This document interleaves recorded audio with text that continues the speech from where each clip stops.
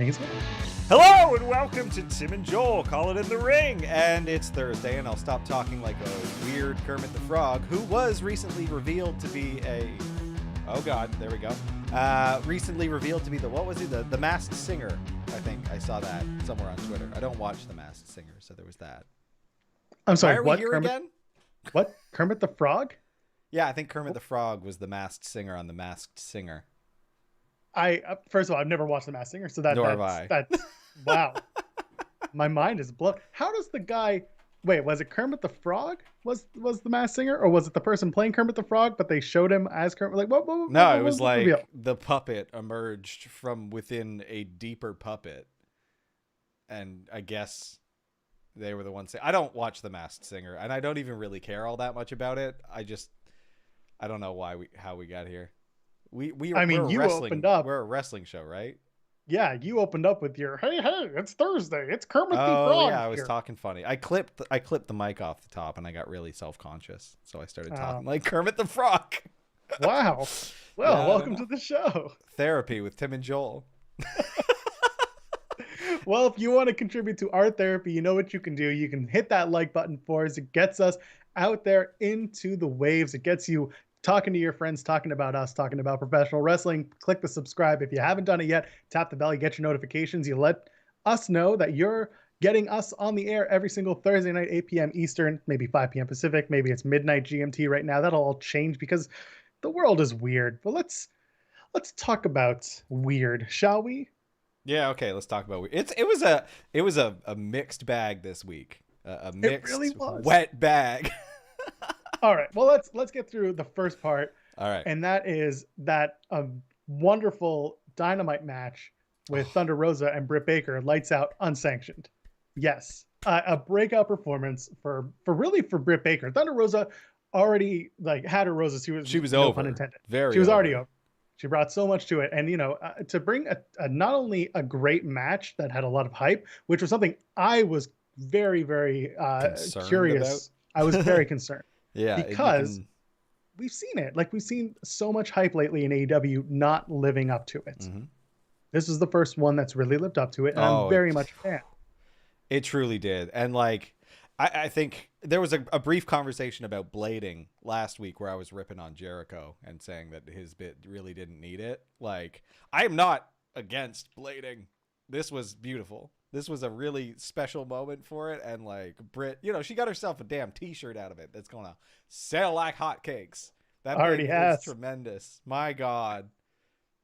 Great. Yeah. Iconic moment on a shamrock shake of a night. And so this is funny. You and I, when we did our whole rundown for PW Unlimited, we were talking about how it's another themed Dynamite, and you were very much against the idea of themed shows. Still hate it. It added nothing. Yes, and I agree. And it was, the old adage in wrestling that red makes green. That was literally what we just saw last night. Hell yeah, my God. Beauty. Britt Baker made a lot of green from that t-shirt. And really what it wasn't the face full of blood. No. Honest to God, it was the eyeballs. Yeah. With the blood. It was seeing the white with the red contrast. That did it for me, at least. And the way it built naturally, having Reba or Rebel in the match, actually added a lot to it for me, because she was there as her Tony, just getting her different things, and they were introduced in a really good pace. The pacing of it was so good, and there were a couple spots that could have hit a little bit harder, but it didn't matter because you felt that exhaustion, and that's the in-ring storytelling and the pacing of it. It worked so goddamn well. When those thumbtacks came out, did you have the feeling that it would be Britt Baker going into the thumbtacks? No, I figured Thunder Rosa, and that was a nice little subversion of my expectations. I thought it was going to be Reba. Really? Rebel going in. Yes, only because she was the most dressed out of the three women. That's true. That's really and true. Usually when you're wearing the most clothes, it means you're taking the heaviest bump, and there you're going to be okay. So I was shocked. You know what?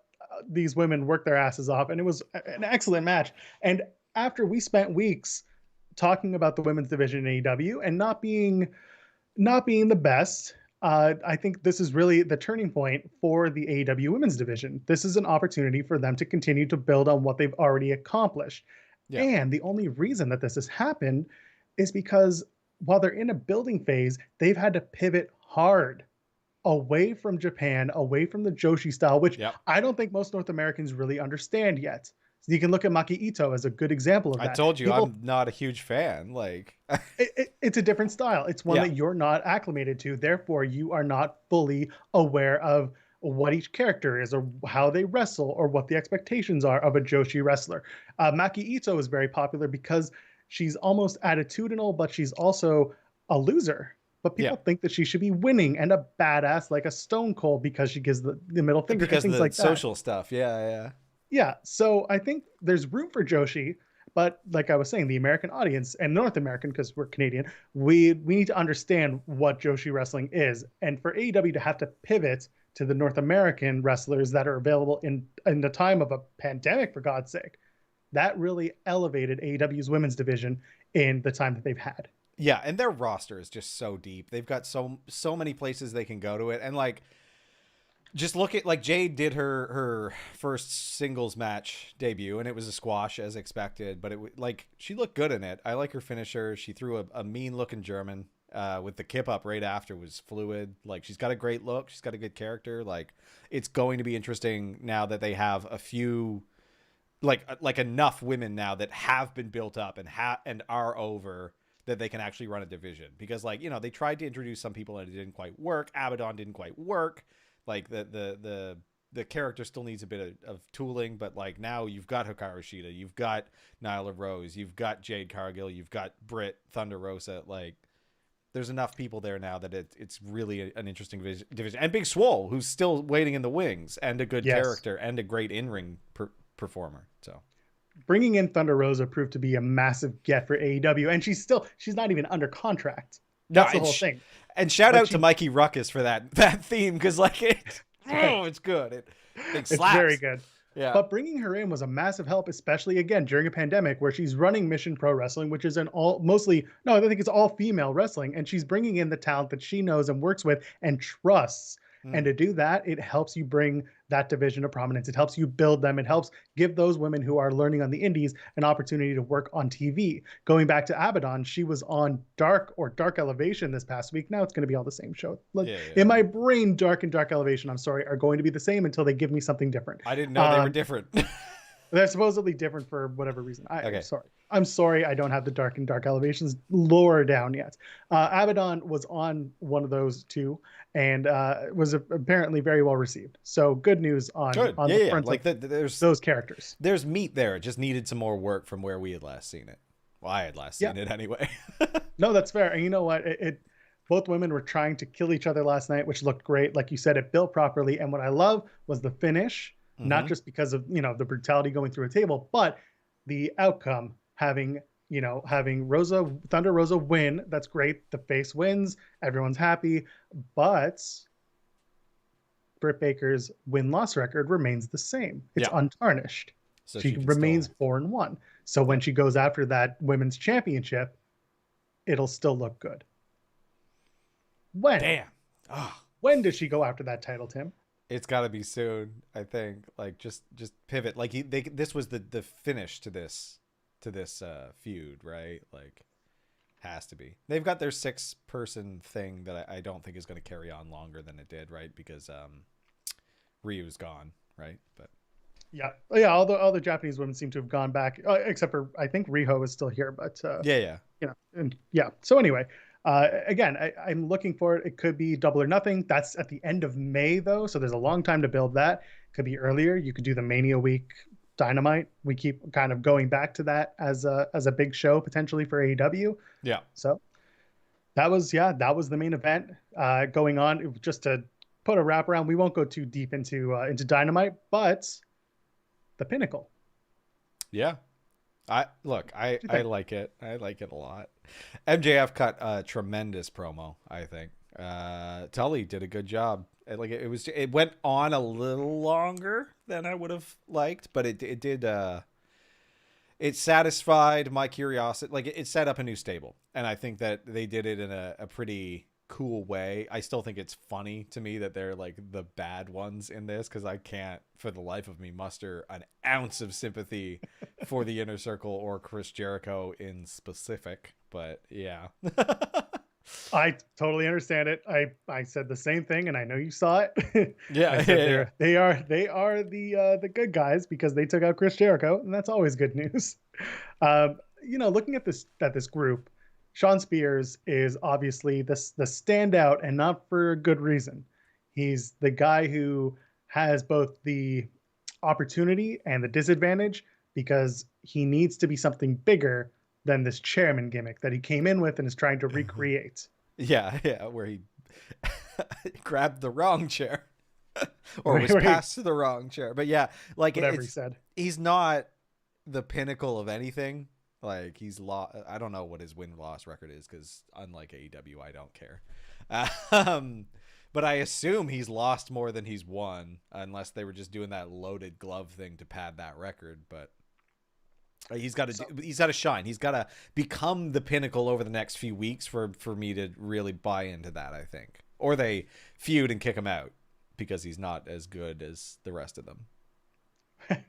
Imagine a world where he is the one who kicks out MJF and he becomes the leader of the Pinnacle. Oh my God. If we come back to this in months and that's what happens, I will kick myself live on the air. Find a Niagara boy, man. Speaking of long-term planning, so we've seen a bunch of tweets and other social engagement come up about the name The Pinnacle and how each member of the Pinnacle in this group have mentioned it in the past.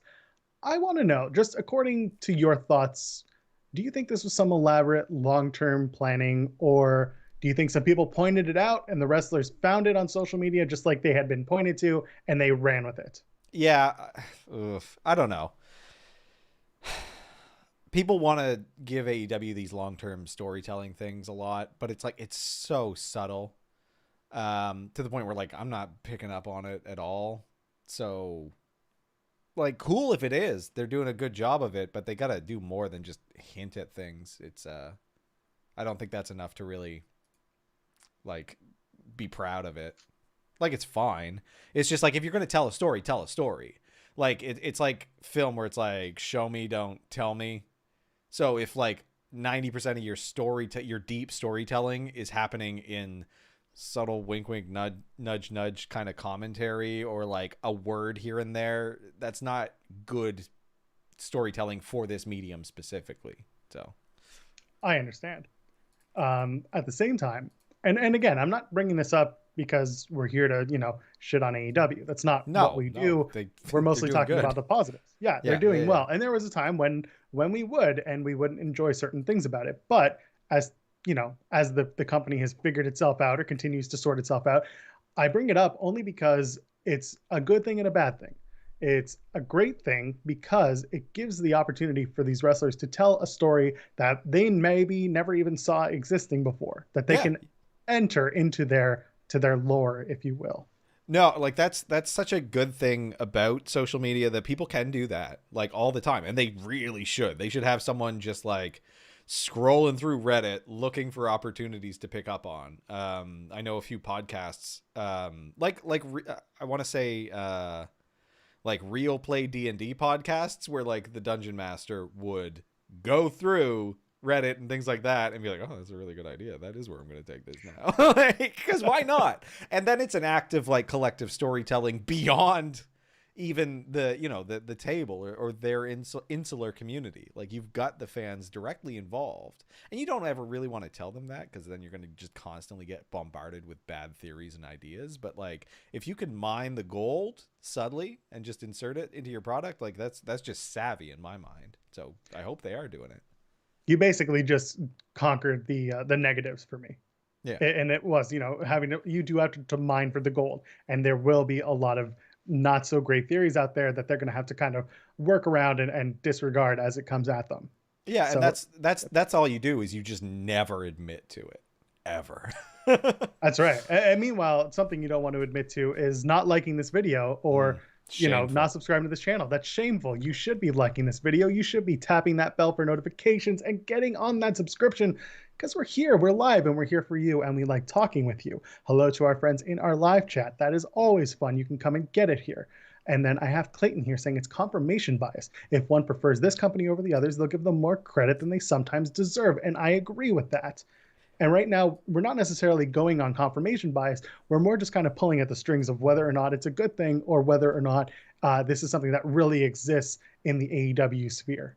Are they Yeah. actually writing like this, or is it that the fans are so into whatever's being put out that they're finding those extra things to kind of tug on? Oh yeah, and I mean this is just a medium thing generally. Like this is anything that is written week to week. Everyone can do this. Like I mean, even South Park could do this because they do their like I guess they write every week sometimes in normal times. Yeah, like this isn't just like WWE has the same opportunities and probably does the same thing because I've seen stuff that was kind of a buzz that eventually made its way into the product. I know that if they have any sense at all, they're doing that. Yeah. Meanwhile, going back to the idea of string tugging, the Young Bucks are getting pulled in every single direction possible. Yeah. I don't know how you feel about it. You've got Phoenix and Pac, who are the number one contenders for the AEW Tag Team Championships. Don't know when that match is going to happen. You've got the Good Brothers and Kenny. You've got Moxley and Kingston. You've got a lot going on, and the Young Bucks came out last night during that whole confrontation between Kenny and Kingston and Moxley and all that. Hey, where can we go with this? What is it really going to do? And is there a match here? Is there a turn here? What do you think is happening? So I want to say that I kind of trust what they're doing. I don't know where it's going. I'm trying to rack my brain because like it does feel like the Bucks are just popping up here and there. They did the little Jericho program, and it is a little bit confusing to me. But these are their core guys. Like these are the guys that they can rely on to run through like a longer program. So I have a feeling that there is something that's going to bring in. Obviously, it's either going to be Mox already. I don't know that it's going to be both of them. And then, Good Brothers versus Kenny. I don't know who else we're going to have, but like it's going to be something. I don't know. But then we also have Kenny, who's got to face Rich Swann and probably going to collect those 2 belts because now he can have 3 belts and they can call him the belt collector, even though he's only actually got 2 belts. But no, he's got the AAA.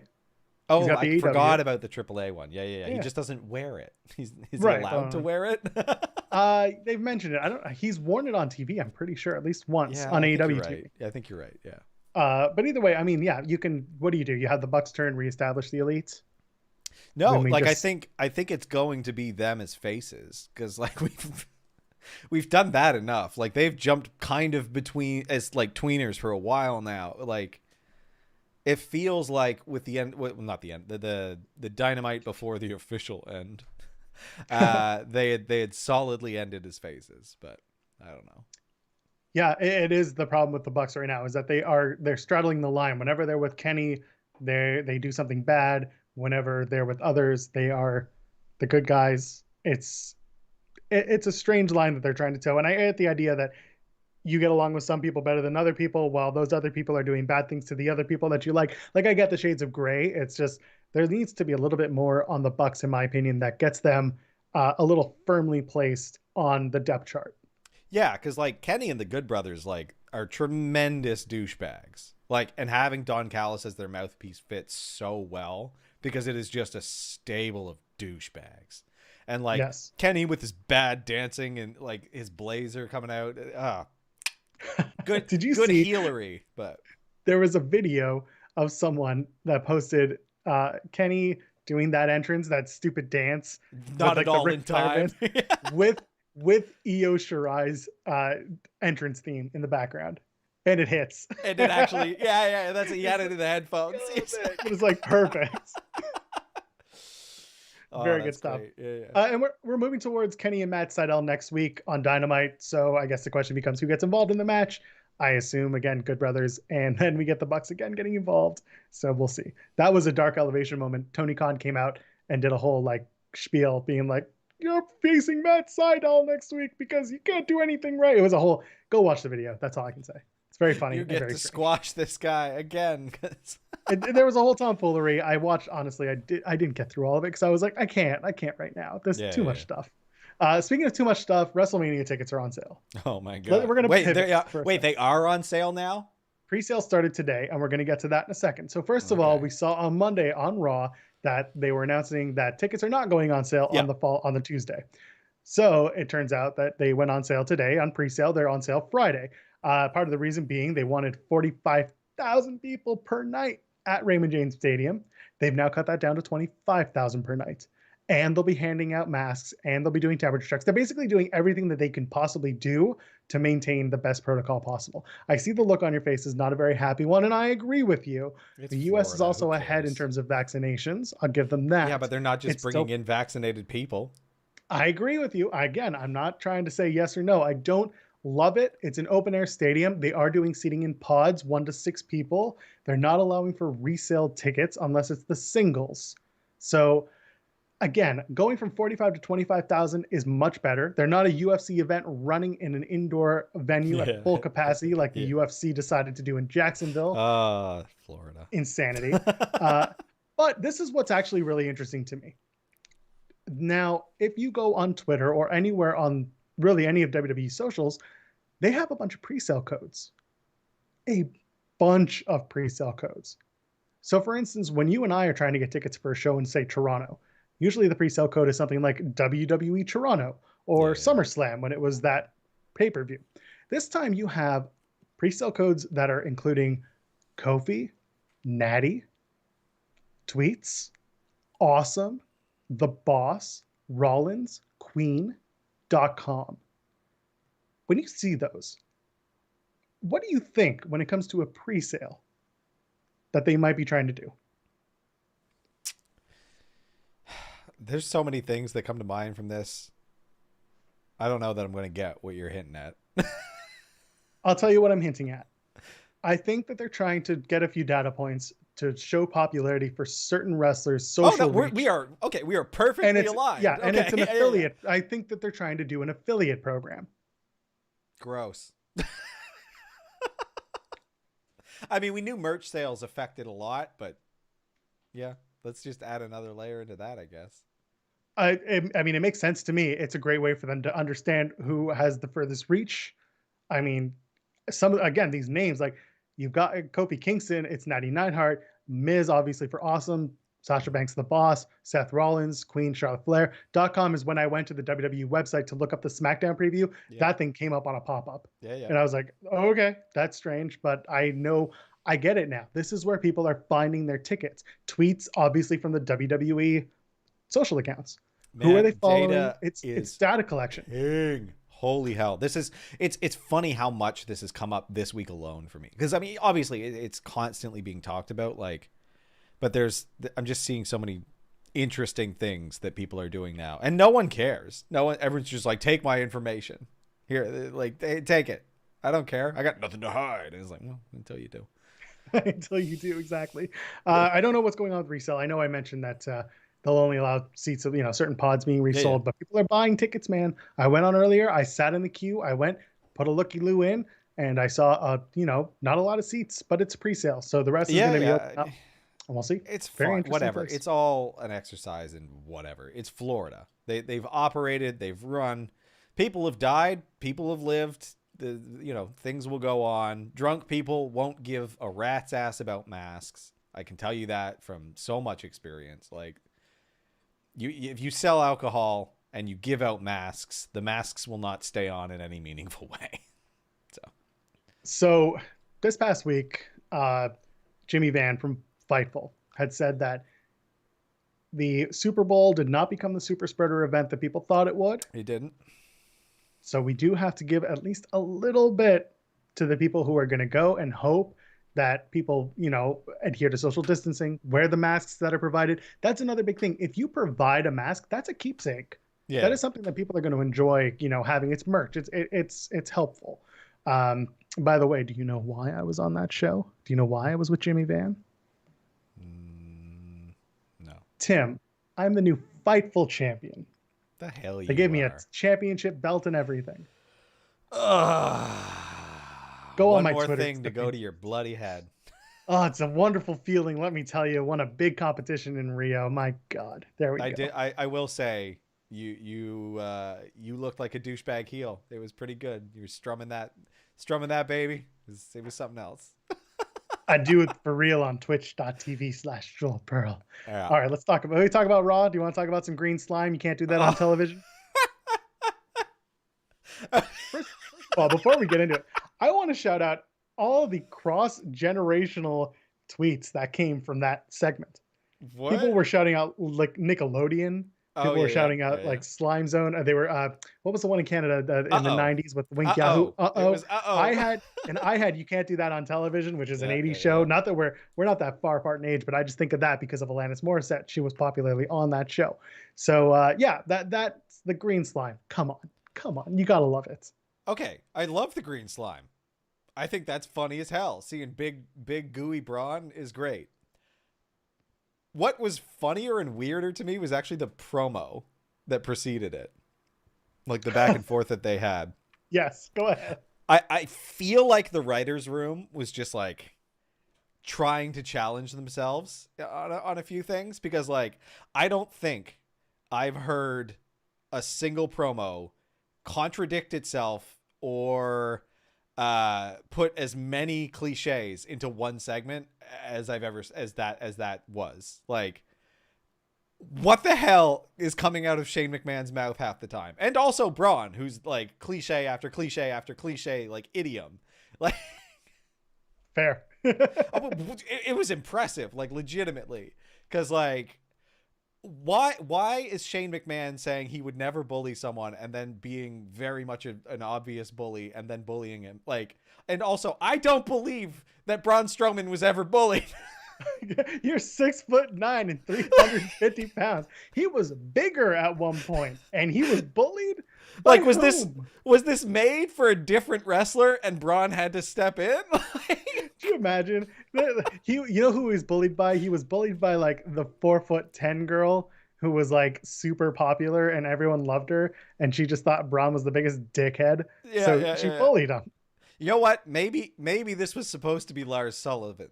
And now it's just they don't think that far in advance, and you know that. Oh, I know. But good God, I should have written it all down. But like, the stuff Shane was saying made no sense, because he would say something and then say something completely the opposite.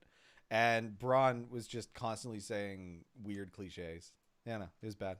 But then the goo made up for it. I'm here for it now. Oh yeah, so I see Evan Reiner chat. Braun wanted sympathy for bullying after he bullied the indie wrestlers who lost their work during the pandemic. I made the same or similar comments. It's true.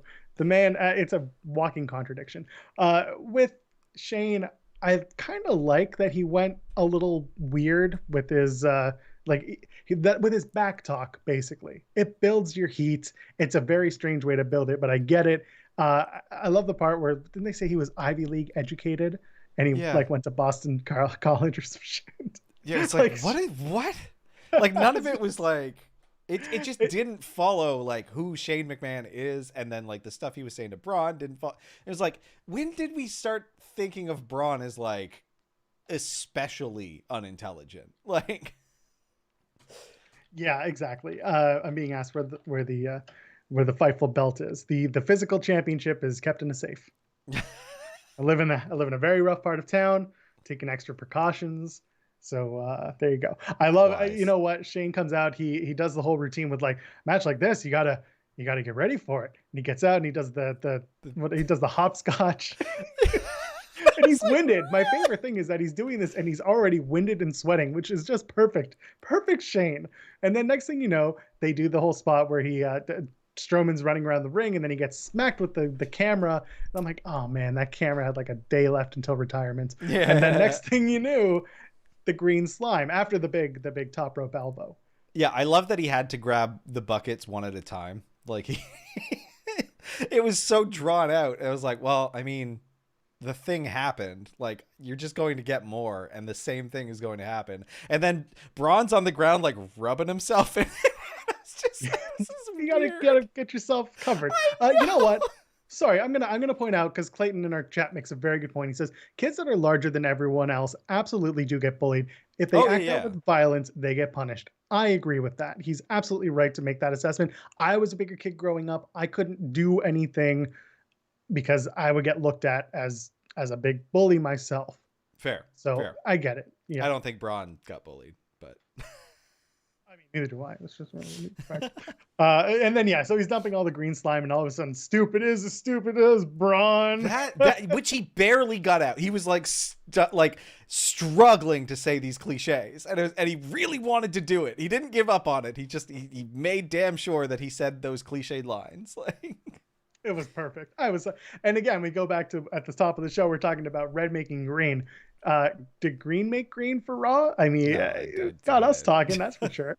I'm fine with it. I don't know why this match is happening at Fastlane. It should be WrestleMania. So apparently, it might not be happening at Fastlane because it's off the preview. Well, what the? They can't do that though.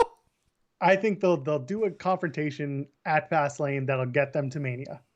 Okay. It won't be a match. Good. It'll just be a something. Speaking of something, if you are here, welcome. Love to have you. Love to see you. Tap the like on that video. Maybe hit that subscribe button. Tap the bell. Get those notifications. Tell your friends because we want to talk to them too. Otherwise, we get angrier than Asuka. She was pretty angry. She got angry. She's tapping into a killer mentality. Something you haven't seen since coming over to America. A lot and of it's knees. excellent. Yeah, it was good. I really like that match. Was solid. Got me hyped into it. And Shayna kicking out. She actually lose a tooth. That really? Yes. Damn. Asuka did lose a couple teeth.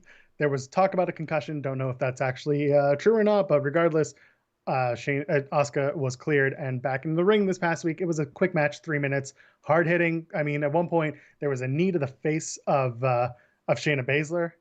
That looked like a receipt, and it looked really good. I was happy with that.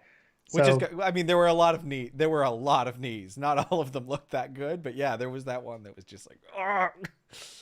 So now she has to dominate until WrestleMania, which is what we're going towards. Because she did a backstage segment or a .com segment where she was basically like, "I'm pissed off and I'm going to kill everybody," which is great. It looks like Charlotte and Asuka is going to happen at WrestleMania. Do you think? Do you think it's going to be Charlotte? Okay, because for me, it feels like it's going to be just a lot of the women, like a multi-person match. I think they're going to go week by week until Mania, and they're going to have it until Charlotte gets the match. Okay. Maybe they'll make Charlotte run the gamut. Maybe Asuka has to run the gamut too, and they're just going to meet in the middle, and it'll be one-on-one. That'll be that. Rhea Ripley, for all intents and purposes, is maybe an after WrestleMania call-up, which is absurd. I don't know what's going on. I thought we were going to get to a triple threat again, you know. You could bring her at the night after Fastlane. That's what I've been thinking is going to happen. She comes out the Raw after Fastlane. I'm seeing people in the chat wanting to talk about how bad Asuka's women's title reign is. It hasn't been booked well. It's also been a lot of stopping and starting, especially when we got to the end of the year when Charlotte came back and then things got thrown into disarray with Lacey Evans. That absolutely caused a huge kerfuffle. Yeah, it's no fault of like Asuka's, obviously. Like it's been a struggle. It is good to see her come back and felt like a return to form on Monday. So like hopefully we can finish off the year and probably the transition to the belt with something like pretty strong. So thinking of this, if we're going to do Charlotte versus Asuka, and Asuka's super strong and Charlotte's super strong, Charlotte was just announced for the Walking Tall reboot. Maybe Asuka can win if Charlotte's going to be out filming for the next little bit. Am I crazy? I mean, I don't want Charlotte to win. Like, again, WWE is very high on Charlotte. I'm not. Yeah, I hope she does. They're making a Walking Tall reboot. Yeah, they announced that a reboot of a reboot, eh? Okay. A reboot of a reboot. No longer. It's now Charlotte the Rock Flair. Oh my god. Whatever. Anytime I get to see someone get hit by a 2x4, I'm about it. Just a giant 2x4. Isn't that what he had? I don't know. I don't remember. Yes, it was. Speak softly, carry a big stick. Yeah. So I mean, like I'm looking forward to it. I see the chat's talking about maybe doing a fatal 4-way: Baszler, Flair, Ripley, and Asuka. I don't really think Baszler's going to be in the running yet. They got to really do a lot of character work with Baszler to make her worth it. Rhea Ripley, I get it. I just don't think they're going to have her come right in at WrestleMania again. No, I know. Like it doesn't seem that way, but they could do it. Like I don't know if they're going to do, I guess they still have to do the women's tag belts, which means they're going to throw a bunch of women in that. So I do see Lana, Naomi, Dana, and Mandy, and then probably some other teams, the Riot Squad. Oh, for the tag titles? Yeah. I see it as a triple threat. You It'll be see a one triple team threat? from Raw, one team from SmackDown, and the women's tag titles, But the champions. we got Riot Squad. We got Tamina and Natalia that have been It'll built be up. Tamina and Natty, and it'll be on the SmackDown side. On the Raw side, it'll be Lana and Naomi, Yeah, we're gonna have and the Lana. women's Yeah, tag titles will be Nia and Shayna, and it'll be a triple threat. And again, Nia will be pinned You're by right. Lana. You're right. You're right. Why can't Dana Brooke and Mandy Rose get some attention? I like them. They won. They won this past week I on know Raw. they won. I want them to get on a pay-per-view.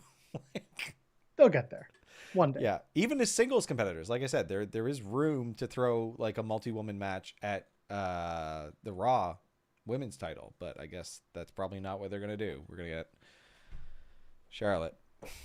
And again, all of you got to remember, a lot of these women then have to go and be in a women's battle royal, and it not because it's some big match, but because they need the bodies. Yeah. Are they doing that? They're doing that. Okay. Yeah, presumably they'll do the Andre the Giant Andre the Memorial Battle Giant. Royal, and they'll do the Women's Battle Royal. Hopefully, they'll rename the Women's Battle Royal to like the China Memorial Battle Royal. Yeah, that'd be great. Something they need to do. Yeah. Something that we need to do is talk about Lashley versus Sheamus, and Sheamus being left in the dark. Sheamus getting his ass beat week after week. Like, man is putting in work. But putting on some great matches, like you They're said. so good. I'm this whole feud is I'm about it, and I think Drew's been doing some tremendous promo work. Like I really like listening to him talk, and he's funny and he's charming and he's like down to earth ish, and it's like I like it. So I'm actually really excited for this to be like Lashley versus Drew WrestleMania, and maybe a third competitor. But So they announced that for WrestleMania that it'll be Drew versus Lashley. They announced it before Raw went on the air. Little fanfare, which tells me that there's probably going to be either The Miz or Sheamus or both added to that match. It's hard to have fanfare when there's no fans to be fairing. That's true. That's true. Vince McMahon's audience was the baseline. That's how he figured it out. He hasn't had the audience for a year, and he ain't sitting on Twitter. He's not looking at Instagram. But he's got an army of staff and probably actual data scientists. If you want to tell me for a minute that Bruce Pritchard is sitting there telling Vince McMahon, hey, Peyton Royce, that promo, people talking, pal. Oh, so I yeah. did the one I didn't him watch. doing him. Vince doesn't care. He would much rather have the fans, and that's why WrestleMania might just be a wake-up call for him in terms of who gets really booed, who gets really cheered, who people are into. There's also the fact that WrestleMania will be live in front of fans for the first time in forever. People might just cheer every damn thing that's put in front of them. It's true. Yeah, I wouldn't be surprised. So we have the match on Sunday now. It's signed Sheamus, Drew. Originally, we thought this would be a number one contendership match, but now we know at WrestleMania it's not, because we're going to have Drew and Lashley. What does Sheamus do now? Again, like you said, excellent matches the last few months. What do we do? I see this match going in a weird direction. Like there's so many different ways they could take it. They did make a pointed effort to say Sheamus won't be at 100%, right? Yeah, that's fair. The commentary was doing that a lot, so that could be an excuse to have Drew go over and keep Sheamus strong. Which again, like I would be totally fine if they insert Sheamus in and it's a triple threat main event. I kind of don't want to see the Miz in there because obviously we're going Miz Morrison versus Bad Bunny and Priest. Yes. So I think that they can exit him now. So if Sheamus is in the mix, I think that's a damn good triple threat. Three big men, like with tremendous, like all three of them have a really good move set and they all have that like running finish. So I think it could be a really interesting match. Weird, but I think what I want to see is Drew McIntyre and Lashley and maybe Sheamus if it's a triple threat. I want to see them open night one of WrestleMania. Yeah. Yes. Drew said he wanted to be the first one out there when crowds come back. And that feels like the right type of match for it, you know? Like it's not the main event. It isn't. And that's fine. Like yeah, and I'm waiting for that moment. I think that he could have enough matches or not enough matches, but at least perception of having a number one contendership status based on the matches he had that put him into this title picture. But also one-on-one at Mania, Drew and Lashley, totally fine. Is there a space for Lashley to retain at WrestleMania, do you think? Yeah, absolutely. In fact, I think he should. I think Drew had a great run, and I don't think we need to see, like, you don't want just the faces to win every one, right? And you got a feeling that Bianca Belair is going to come away with the title in a main event. Yeah. What's the other side? I see Roman losing his title. Oh, we'll get to that. We can get to yeah, that. Yeah. but We're going to do our predictions for Fastlane on PW Unlimited, by the way. That'll be this Sunday. So check that out. That'll be live Sunday around 4 or 5 o'clock, usually when it goes up. I'm excited for that. And yeah, we're going to talk about how things have kind of been building or not building for WrestleMania as well, because Sasha Bianca is another questionable conversation. yeah, I mean, it could have been, I don't know. Anyway. I think there's a lot to talk about, especially with our friend Reginald. But for now, we'll move to Tuesdays. We'll move to Impact very quickly. You know that if you're on Twitch and you go to Fightful Gaming's Twitch every single Tuesday, 7:45 p.m. Eastern, I'm hosting the watch along. Jeremy Lambert's there. Steven Jensen's there. We have a rotating third that comes and joins us. If you're there often, welcome. If you aren't, what are you waiting for? Twitch.tv/Fightful Gaming. Okay. That main event was garbage. Just start with that. Just God, Sammy. Not God, good. Sammy loves himself so much. Not good. He feels like this kid in school who's just like so lame and like not cool, but like very confident. And you gotta kind of admire him for that. Yes. like no one can tell him like, dude, you lame as hell. Because he's like, nah, I'm the coolest guy in the world. And like, it's kind of sad, but kind of admirable. Because like watching him scream Death Machine and like do that really self-congratulatory weird match was something else. Thumbs up, thumbs down. Thumbs down. Spitting into people's mouths. From a compound somewhere in Idaho or Ohio or Ohio. Let's move on. The 12-woman tag was actually really, really good. Yep. But it was also very telling because that was literally the entire Knockouts division except for Rosemary. Yeah, things have thinned out a little bit, eh? They have. Jazz getting the win was not something I anticipated. I thought Tenille would actually pin somebody, but I think maybe Jazz versus Deonna Purrazzo, we're getting one step closer to doing that at Rebellion. And meanwhile, at Hardcore Justice, which is going to be on night 1 of WrestleMania right now, I think that'll be Deonna versus Tenille Dashwood. I think that's the match. Yeah. Don Callis, that promo, well done. Just like, yeah, Rich was just devastated. It was great stuff. The man comes out to Cannon and D, man. It was beautiful. I was like, yes. We're watching it live. Invisible and I'm like, hand. Taco Bell? It was good. Oh, and he says, he writes history, that he was a big proponent of Rich Swann, and then he moved to Kenny, and that's very poignant. There is a certain moment where you're like, okay, Don Callis really can be the man who makes all of the decisions in Impact and then in AEW.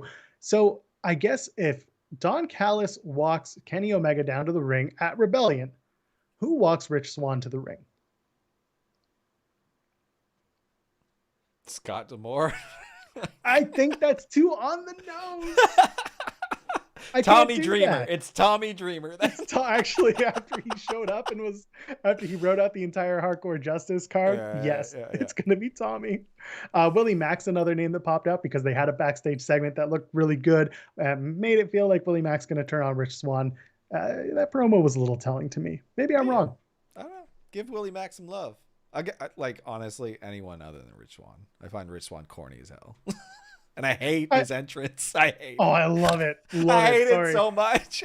We're always going to disagree there. No. Yeah. Let's talk about We'll talk about Finn Juice. They won the Impact Tag Titles at Sacrifice. Very unexpected. We were all just kind of floored. They're going to take those titles to New Japan and potentially actually defend them. Cool. I'm sure we'll do it. A match versus the Gorillas of Destiny. Why not? Let's do that. Get some big matches going. Build the Impact Tag division. But now the Good Brothers get to go and do other stuff for a few months. All about it.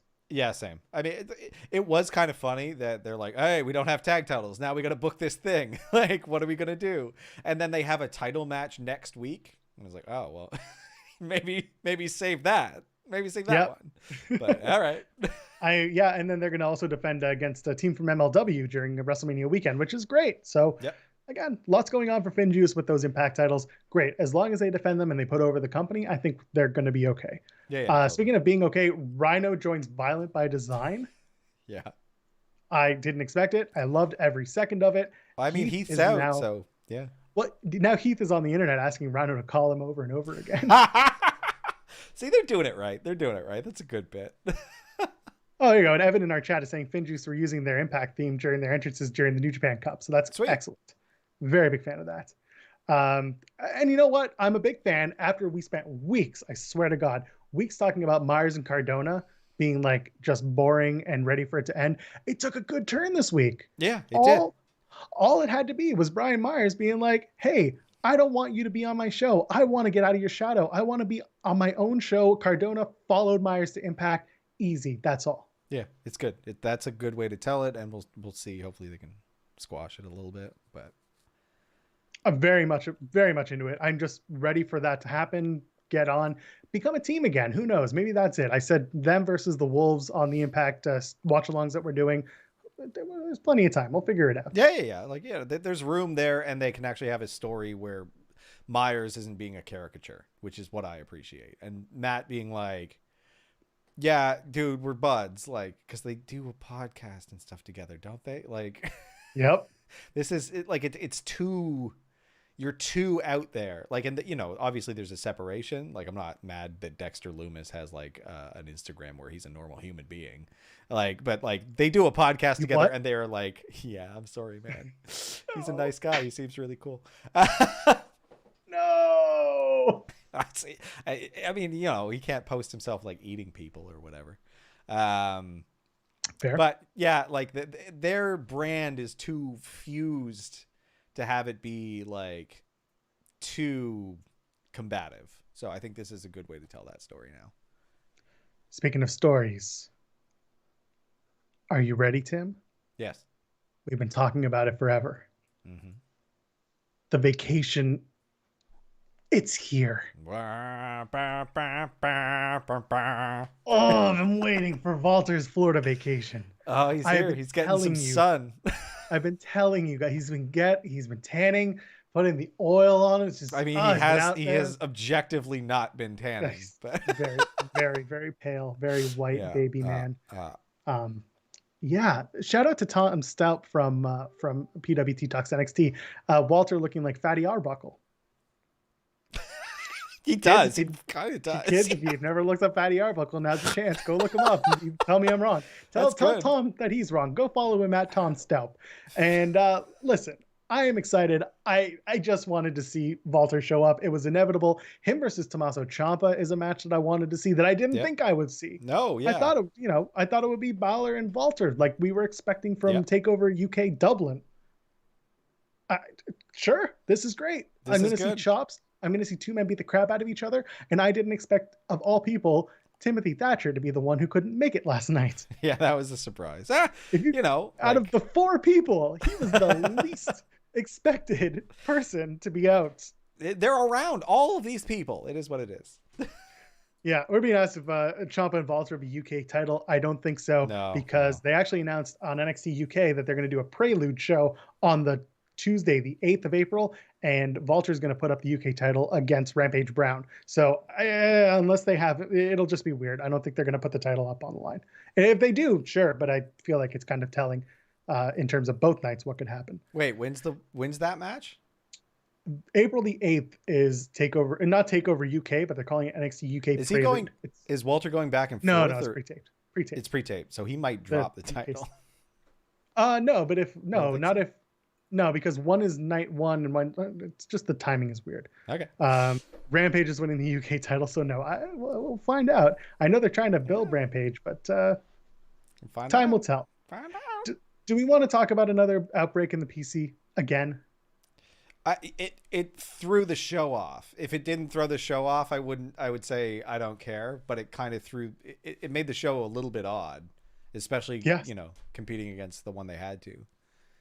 I was not happy to see it. I was very, very upset that it had to happen that way. And I was very upset to see some of the people that were not on the show. Yeah. I mean, Johnny Gargano and Candice were obviously in this quarantine thing. There was no MSK, there was no Swerve, there was no Ruff, there was no again no Timothy Thatcher, It which was a just lot. threw Like me just a through a lot loop. of people were absent. No Yeah, Grimes. No Grimes. no Even Grimes, cameo they could have done. Like no grizzled young veterans. They taped something they at home. taped It looked something like, very noticeably. Yeah, yeah, yeah. and I was like, they're on the quarantine train, I guess. But man, just the story itself coming out was just it's heart wrenching. Man, just get your shit together.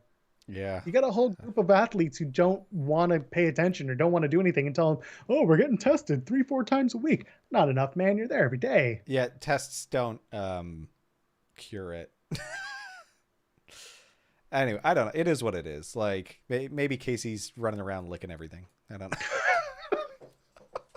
A lot of time in your hands. know. Well, yeah. It was a weird show. It was a weird show. Like with some good moments, but like weird. It was very weird. Again, why? And this tag team main event would have happened regardless, and that was dumb. Which is even weirder. Yes. So, okay, so let me get this right. Scarlett is a soothsayer, but not. Mhm. This was the plan all along. Mm-hmm. And Karrion couldn't be manipulated. He was in on it.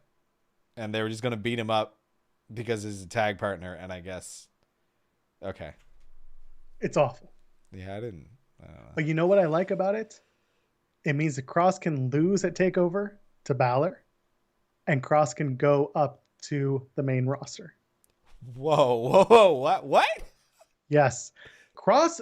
Okay, NXT is the work rate show. As Yeah, I'm yeah, giving I know. you the air Again, quotes. still, So as I, the outsider, honestly prefers it because they don't try to overextend their capabilities. Cross is not a work rate guy. He's a presentation guy, and he's got That's the true. presentation He needs down. the flair. Holy hell. Yeah. He can learn how to wrestle Vince's style when he's around Vince. And there was a report that went out through our friends at PW Unlimited that Cross was at Raw this past week meeting with who knows whom. Could be totally innocuous, could be nothing, but I found that kind of I found it poignant. Yeah, look, I agree with you. He could benefit quite a bit from the extra like money and flair that they can throw in there. His entrance is tremendous, but it does not suit his character at all. Like, and that is the weird thing that I'm struggling with, because like his in-ring stuff is not aggressive enough to really justify the character that he's supposed to be. He needs to be a hitman. Like the guy needs to come in. He's got to be, I don't know. He's like this weird goth Stone Cold right now, but it doesn't know what it is. And like Yeah, Scarlett's got to tweak some things on the mic. Cause like, yes, I don't know what they're, but it's very like, it's very femme fatale, but also like with the tarot stuff and then the supernatural thing. It's a strange blend. The tarot is relatively new. She only started doing it with the Escobar feud, and it made no sense. You're being called out for calling him Stone Cold. It's because he wears like the jeans and the singlets. He looks like and bald. No, and like, I mean, okay, Stone Cold wasn't like a tremendous technical wrestler. He's a brawler, so like there's that style. Like I don't think I'm that off base. Again, I'm the outsider guy. I don't know. Like, I don't think you're crazy. I think when I say that, I think that he would do better as a guy who is like that. Like a blue collar hitman would be a better character for Karrion Kross, but that entrance is so good that I can see why they don't want to let go of it. Yes, they put a lot of work into it. Like, it's so good, but it's also supernatural, which is so goddamn hard, and they just love doing it in wrestling so much, and it works sometimes so well, but I don't think he's the guy to do it. So I don't know. You know who the guy is? Who's the guy? The guy isn't the guy. The guy is the man, and the man is Santos Escobar. Yeah. He is the guy. I don't care about Jordan Devlin. He's trash. Let's move along. Escobar has an excellent promo, an excellent aura, and he's putting on excellent matches. Dude deserves more and more, man. Just Devlin is not a face. That was a dumb move to have him cheered. I will give him credit. The headbutt and the throwing thing, that, you know, the move, the thing at the end of the promo. Great, good stuff. Fine, whatever. But Escobar is the move. Please have him win. Please have him take that cruiserweight title. I Just agree. Like, get it done. yeah, I don't know.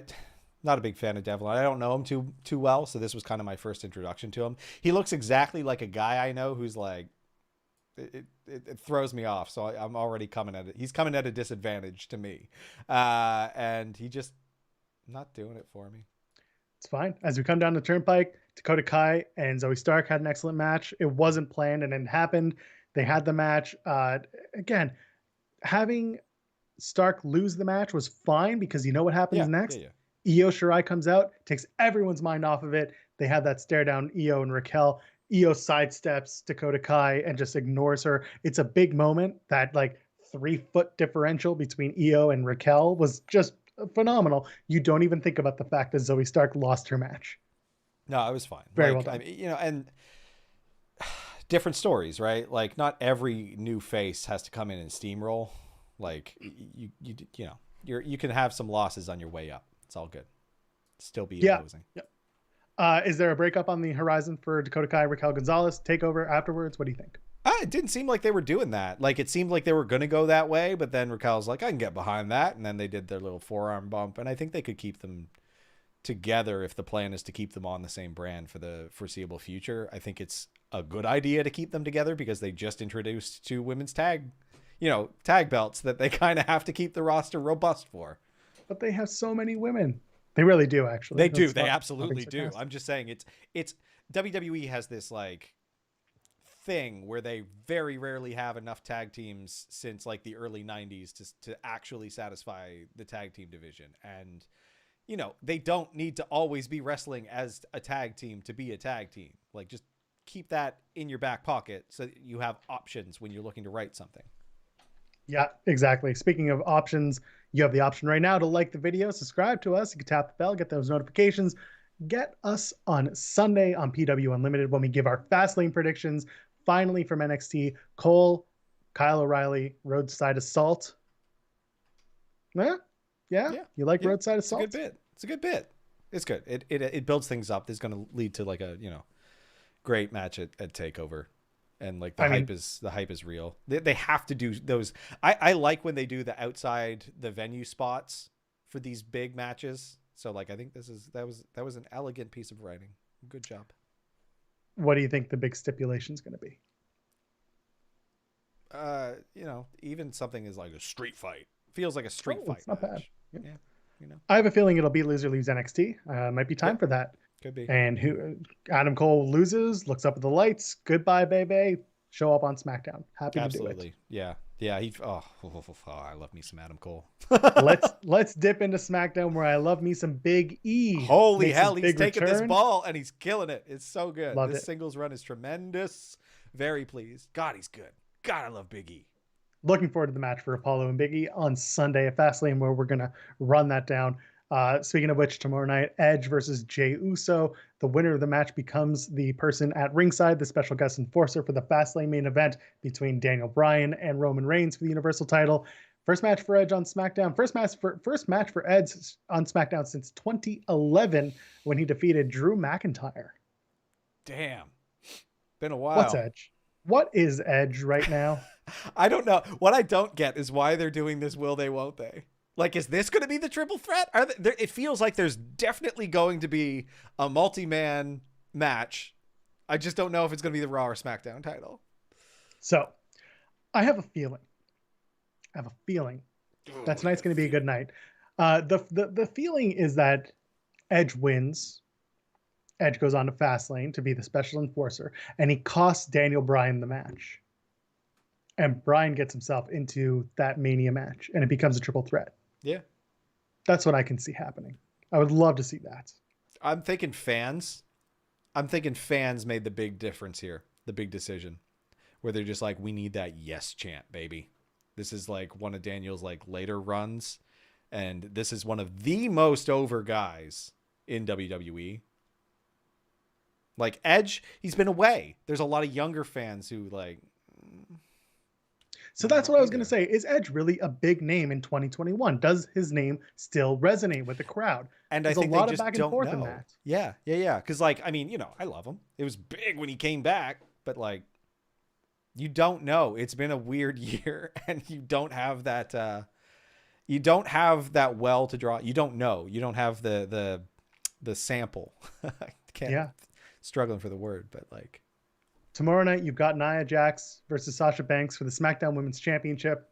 Reginald. That's all I got in my notes. yeah, I guess like at this point, it's just it's a Bechdel test failure. Well We played. couldn't do it, WWE. We couldn't do it. You've had some good women's moments in the past few years, but this ain't. I feel bad that we do this show on Thursday nights and SmackDown's tomorrow. We try to run down SmackDown, but really SmackDown up until the last couple of weeks has been a really strong show, and we don't really get to give it the amount of love that we'd like to, because honestly, most of the news has been swept under the rug by then.